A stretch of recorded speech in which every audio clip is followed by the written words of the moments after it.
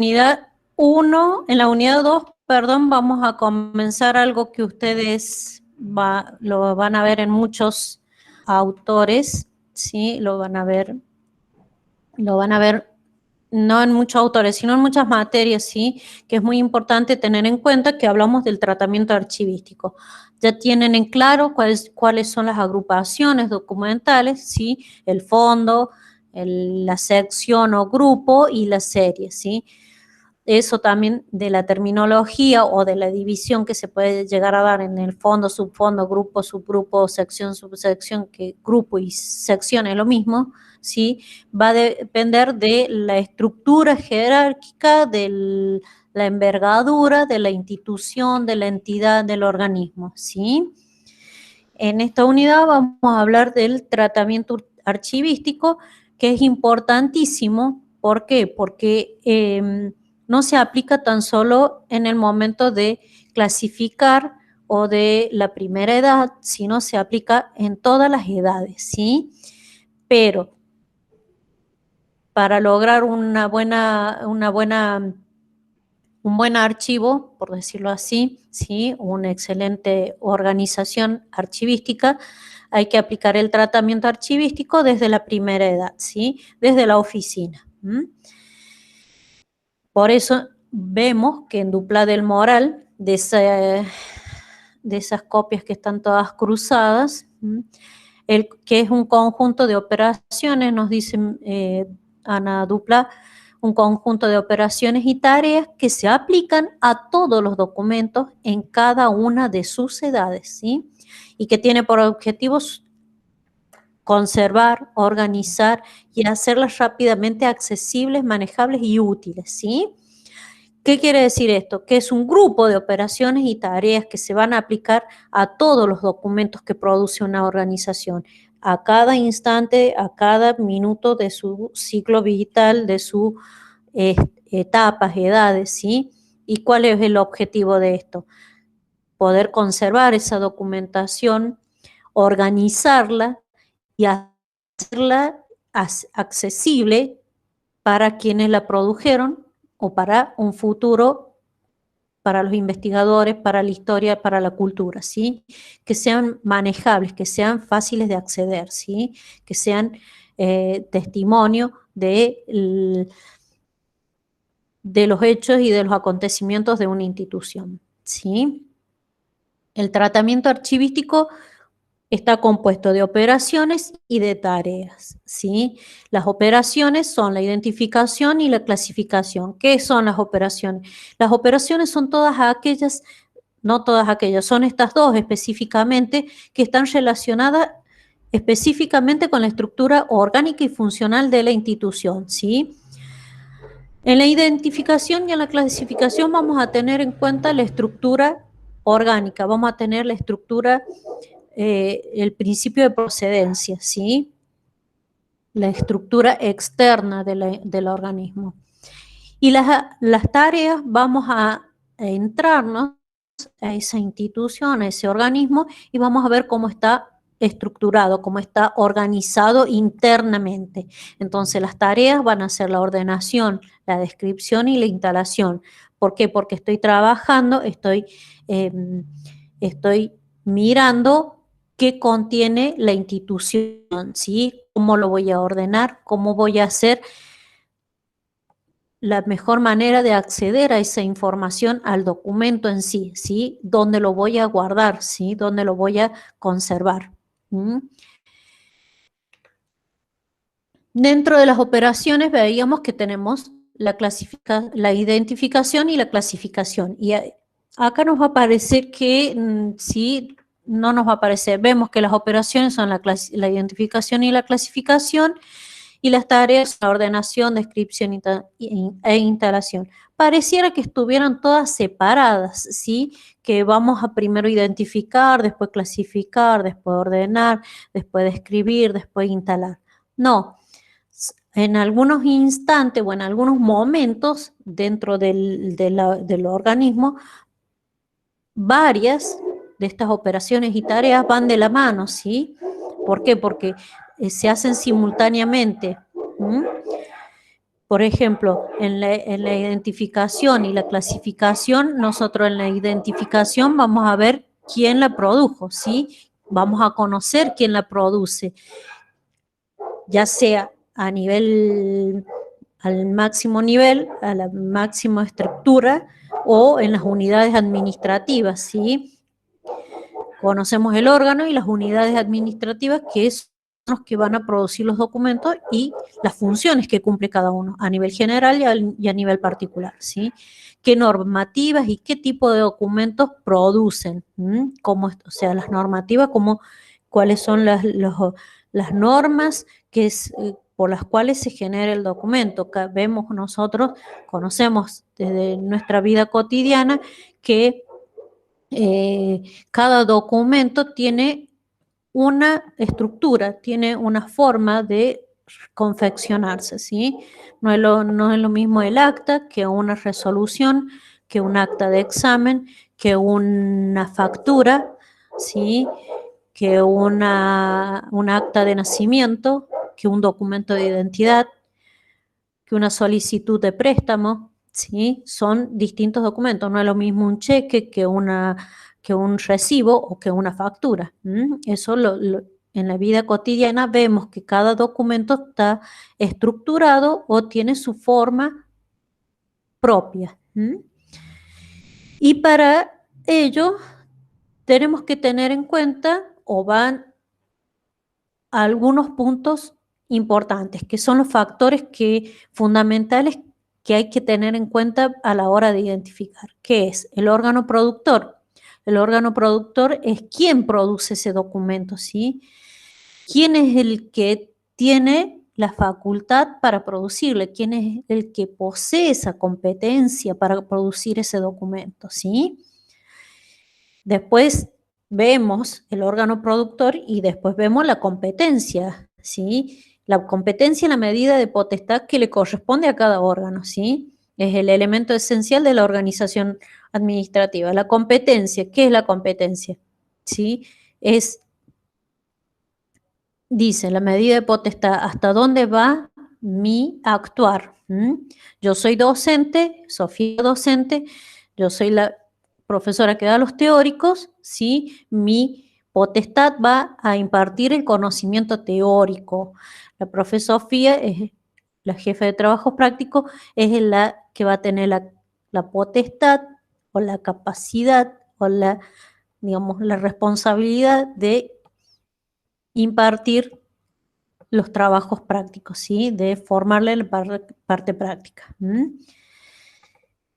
Eso sería en cuanto a la competencia, ¿sí? Es importante saber qué le compete a cada uno, cuál es su responsabilidad, ¿sí? A eso vamos, ¿sí? La función es la capacidad de acción de los órganos a través de las actividades, ¿sí? Y de las tareas, ¿sí? O sea, ¿cuál es mi función? Enseñar, ¿sí? ¿Cuál es la función de la universidad? Impartir enseñanza, ¿sí? Impartir conocimientos, ¿sí? ¿Y cuál va a ser su tarea para lograr esa función? ¿Cómo va a va a cumplir esa función? A través de actividades y de tareas. Todas ellas van a requerir de documentos para dejar asentado cómo cumplió su función, cómo pudo actuar su función, actuar para cumplir la función, ¿sí? Por ejemplo, ya que estamos en la universidad, impartir la enseñanza, una de las funciones. Si ustedes van al estatuto, lo pueden ver.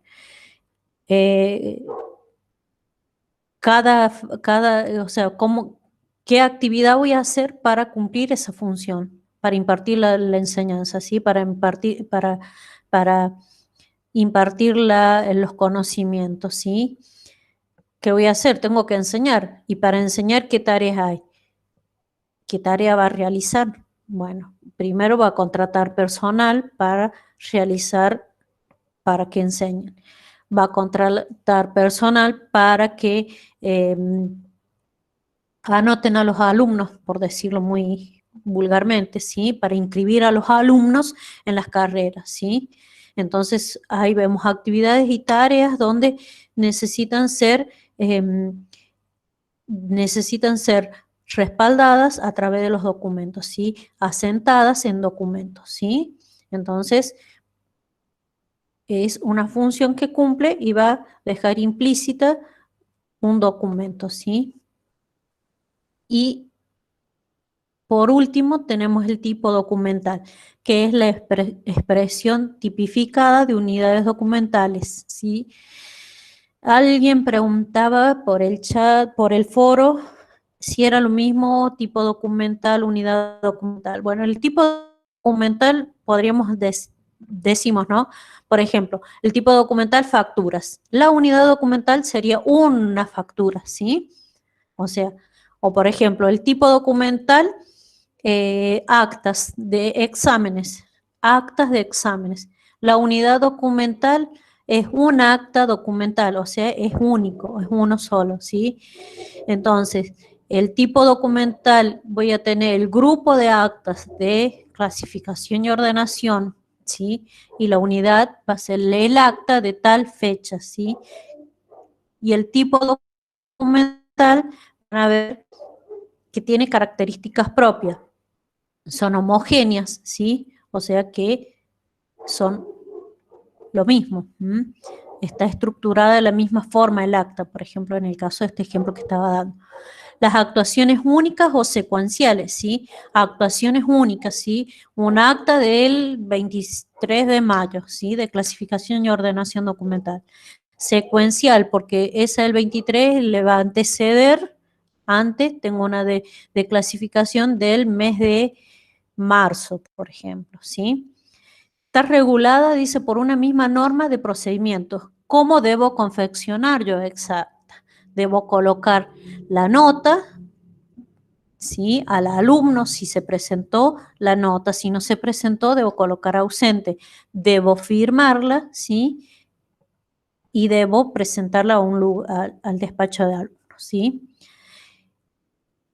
Todas esas actas van a formar una serie documental, ¿sí? Ese mismo tipo documental, ¿sí? Voy a tener la serie actas donde cuando podamos ir al despacho de alumno o cuando se logre, ¿sí? O establecernos en esta pandemia, un poquito de frenar los contagios. En el despacho de alumnos tenemos los libros de actas, las actas, tenemos la serie actas, ¿sí? Y la serie actas, tenemos subserie dentro de actas, que son la subserie de actas de la escuela de archivo de cada materia, ¿sí? De cada materia, clasificación, gestión, teoría, cada una de esas forma una serie, forma una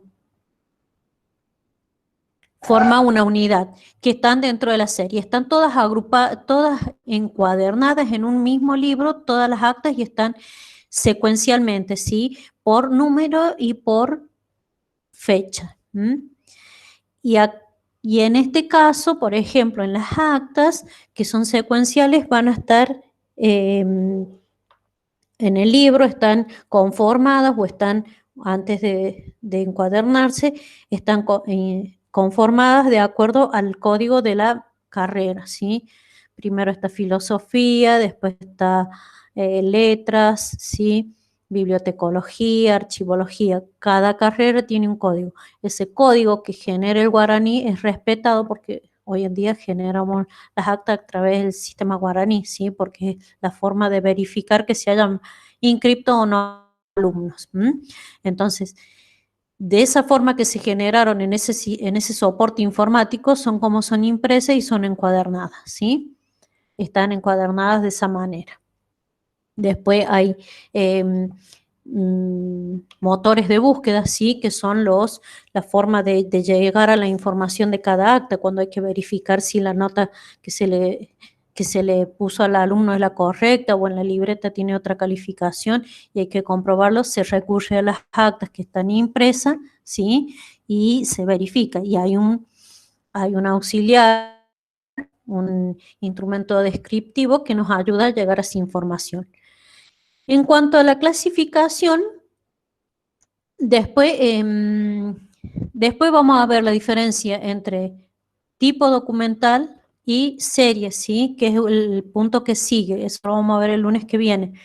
Y de ahí les voy anticipando, pueden ir viendo, o han visto, o si pueden leerlo nuevamente, o leerlo a Dupla del Moral, y pueden leer en Paloma Gil, ¿sí? Que ahí nos muestra la diferencia y las características de la serie, que es el tema que vamos a ver la próxima clase. Y en cuanto a la otra tarea, a la otra operación, que es la clasificación, ¿sí? Vemos, o acá Ana Dupla nos define, que es la operación mediante el cual los documentos producidos y recibidos por una determinada unidad administrativa se van separando, ¿sí? Formando conjuntos orgánicos de documentos correspondientes a las actividades desarrolladas por cada oficina, ¿sí? Si nosotros vemos en el diccionario de terminología archivística, dice que clasificar es separar, ¿sí? Y acá vemos que dice que se van separando, teniendo en cuenta quién los produjo, ¿sí? Cómo se produjeron o cómo fueron recibidos en una unidad administrativa, ¿sí? Cómo se produjeron dentro de esa unidad administrativa o dentro de dentro de un organismo, ¿sí? Se van separando y van a ir formando conjuntos orgánicos, ¿sí? Que van a responder a una misma actividad. Entonces, por eso vemos también en el tipo documental que responden a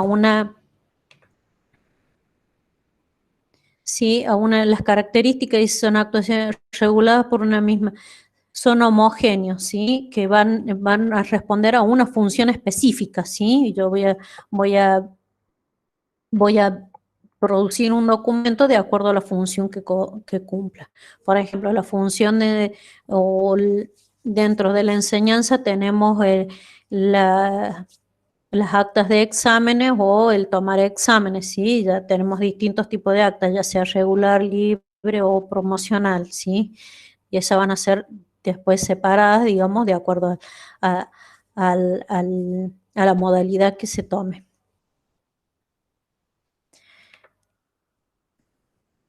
¿Y por qué vamos a clasificar? ¿Por qué es importante clasificar? ¿Qué hay que tener en cuenta? ¿Sí? Porque nosotros vemos primero que es importante tener conocimiento del órgano productor y los vamos a ir separando de acuerdo a quién lo produjo, a qué unidad administrativa lo produce, ¿sí?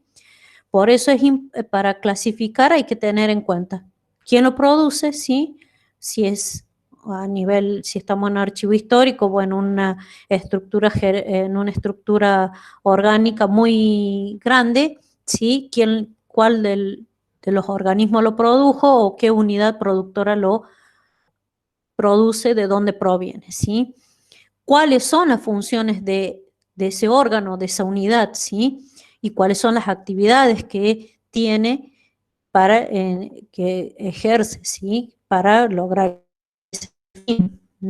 Entonces hay que tener en cuenta para clasificar primero el órgano productor, la función y las actividades de ellos, y las actividades que se desarrolla también para cumplir las funciones respecto de las competencias que tiene atribuidas, ¿sí? ¿Qué actividad desarrolla? Por eso es importante, cuando hablamos de la identificación, conocer la institución para luego clasificar, ¿sí? Conocer cada espacio, cada unidad productora, cada oficina, cada dependencia, cuál es su rol, cuál es su función, cuál es su actividad, para poder clasificar, ¿sí? Cuáles son las atribuciones que tiene esa dependencia, esa unidad productora, ese organismo, ¿sí? Esa oficina, de acuerdo a la estructura que tengamos. Y también el tipo documental que le pertenece. A cada una le va a pertenecer un tipo documental. Por ejemplo, van a decir, ¿y qué pasa con los expedientes que se dan en muchas unidades productoras, en muchas dependencias? Para tal caso, sí, el expediente va a tener una identificación de dónde proviene, ¿sí? O quién lo genera, quién es el órgano productor de ese expediente. Dentro de la universidad tenemos la BEDET, que es el expediente, ¿sí? Y vemos que está identificado por un código, ¿sí? Que se le asigna a cada facultad para saber de dónde viene, de qué unidad productora viene, de qué dependencia universitaria, como le llaman dentro de la universidad, ¿sí? De cuál de las facultades pertenece, a cuál le pertenece. Entonces, ese expediente, si tiene el código 12, por ejemplo, es el que le pertenece a la Facultad de Filosofía. Es el único que me acuerdo, por eso se los digo. Y bueno, así cada facultad tiene su código, ¿sí? Entonces, al llegar al archivo, saben de qué facultad proviene ese documento, ese expediente en este caso. Y por último, hay normas que regulan el procedimiento, ¿sí? Vemos que hay normas, hay códigos, hay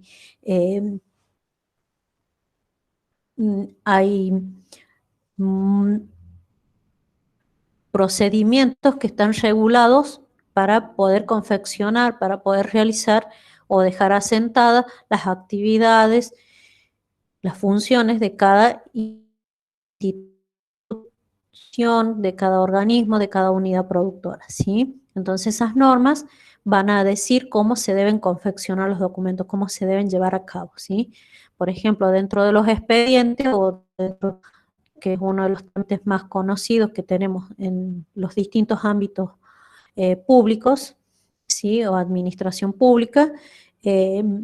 Por ejemplo, si yo pido una licencia, tengo una norma, un reglamento o un procedimiento que está establecido para solicitar licencia, ¿sí? O si me enfermo, cómo presentar ese expediente pidiendo o presentando mi certificado de enfermedad, ¿sí? Entonces, hay normas que están regulando el procedimiento del expediente, de cómo se debe llevar a cabo el trámite.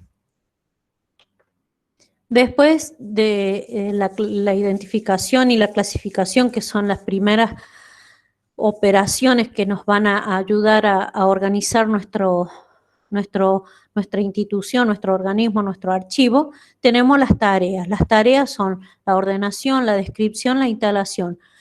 Van a ver que algunos autores dicen que, o nos muestran como que la identificación y la clasificación son más intelectuales, ¿sí? Que prácticas. En cierta forma sí, podríamos decirlo. ¿Por qué? Porque no necesitamos ejecutarlas teniendo los documentos, sino conociendo la estructura externa de la institución. Por eso, dentro de las tareas que son más prácticas, tenemos la ordenación, la descripción y la instalación. Pero no por ello quita que nosotros necesitemos saber acerca de la institución y movilizarnos a buscar información de la institución a la que estemos ordenando un archivo, por ejemplo, o trabajando, ¿sí? Para organizar cualquier instancia de las edades de los documentos. Dentro de las tareas tenemos la ordenación, la descripción y la instalación. La ordenación es la que consiste en colocar los documentos dentro de sus series. En las tareas, o precisamente en la ordenación, vamos a necesitar más que nada de la estructura interna, ¿sí? Para ver cómo se organiza cada dependencia, cada unidad productora, ¿sí? Dentro de un organismo. Por eso hablamos que la estructura externa es la que se tiene presente a la hora de la identificación y de la clasificación. En tanto que en la ordenación, la descripción y la instalación vamos a tener en cuenta la estructura interna.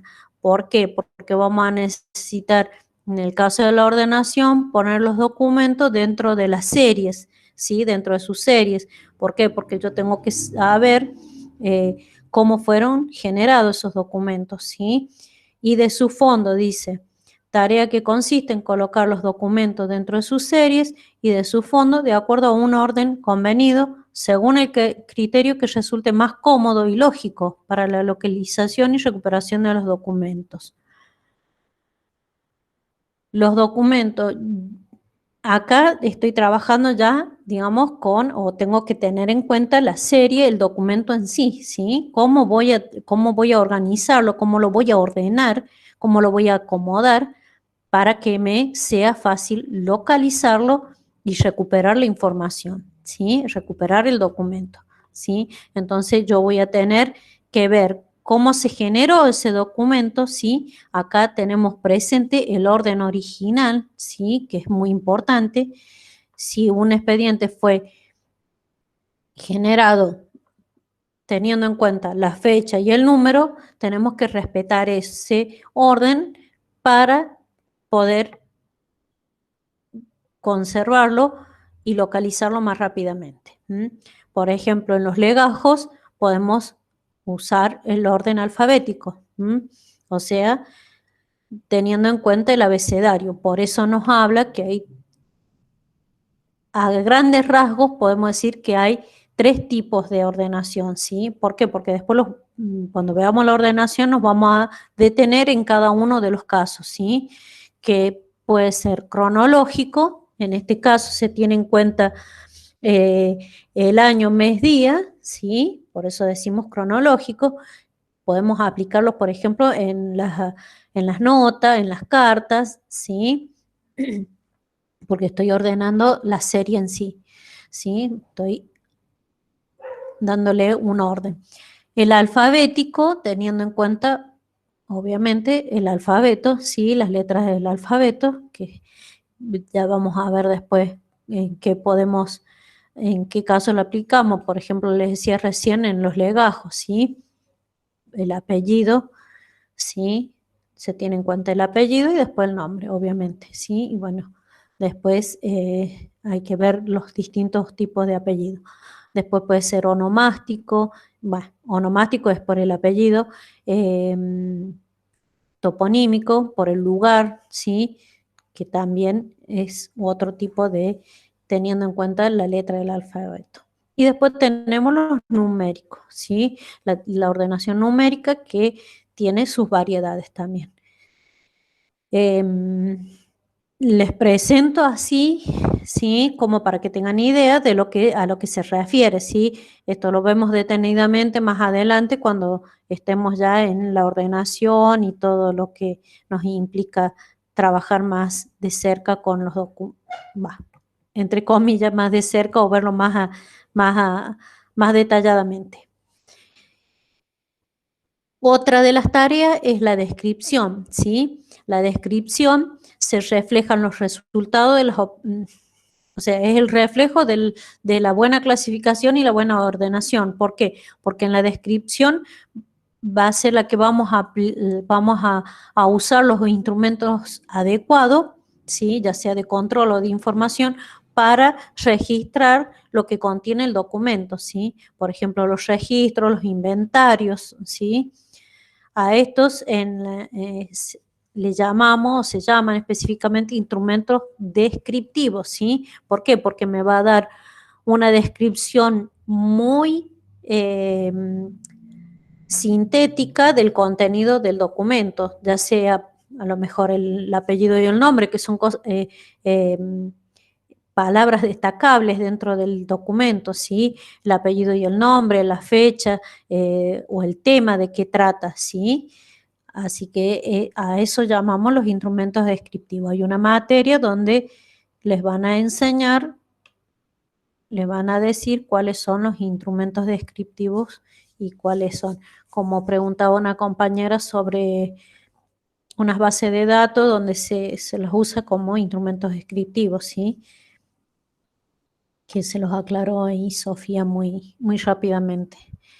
Y la última tarea es la instalación. La instalación, bueno, colocar físicamente los documentos en el lugar donde se van a conservar ya, ¿sí?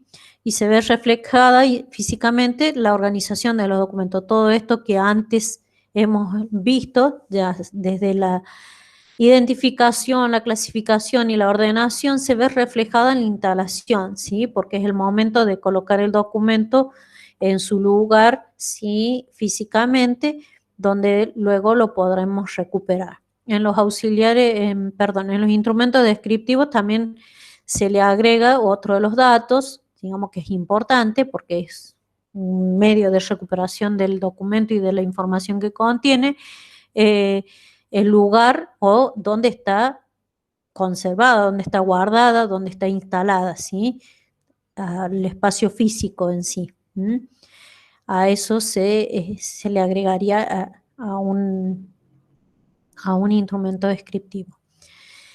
Y en cuanto a la instalación, la ven en una materia que es planeamiento, no. En otra materia, segundo, tercer año, ¿sí? Con el profesor. ¿Archiveconomía será, Nelly? Archiveconomía. No será ese.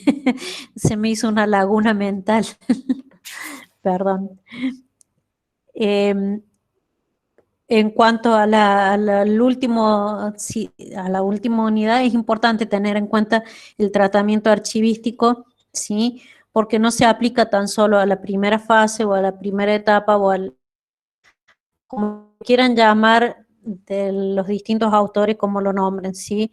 Es importante que se comience a aplicar en la primera edad, en el comienzo de la gestión del documento hasta el final, ¿sí? Hasta en el archivo histórico, si es necesario, reacomodar o reordenar o no reclasificar, porque ya si viene clasificado de antemano, se supone que uno lo debe conservar tal como está.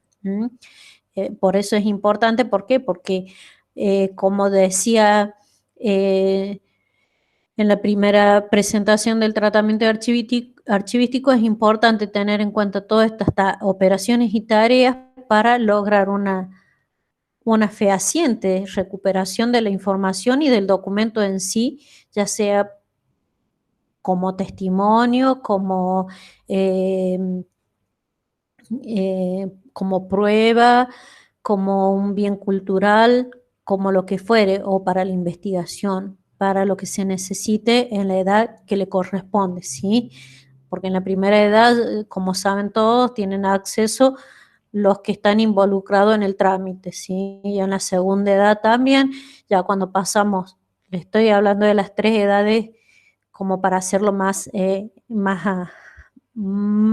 general, ¿sí? Ya cuando vamos a la conservación permanente y de acuerdo al tipo de documento, es que van a poder acceder a esa documentación o no. Y también del interés de cada persona, ¿sí? Por eso es importante. ¿Alguna duda, alguna pregunta?